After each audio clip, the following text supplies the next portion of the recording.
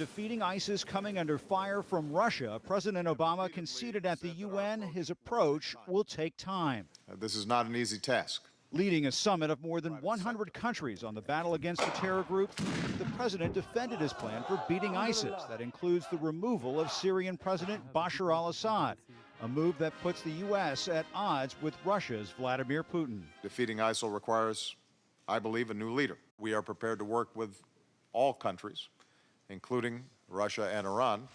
It's a heated debate that played out behind closed doors as Mr. Obama and Putin locked horns for 90 minutes over Assad's future. The White House and Kremlin released photos of the confrontation, each side showing its leader in command. Putin was unmoved. I relate to my colleagues, the American and French presidents, with great respect.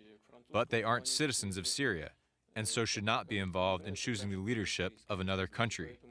It is Syria's business. Putin insisted Russia's buildup in Syria won't lead to ground forces battling ISIS, and White House officials said Putin agreed to work with the U.S.-led ISIS coalition to avoid any military accidents. But analysts still see huge risks. The Assad forces are in retreat, so the question becomes is if indeed a retreat becomes a rout, potentially, is that when Russia decides to enter the fray? Putin is entering the scene just as the U.S. is halting its failed program to train and equip Syrian rebels to fight ISIS.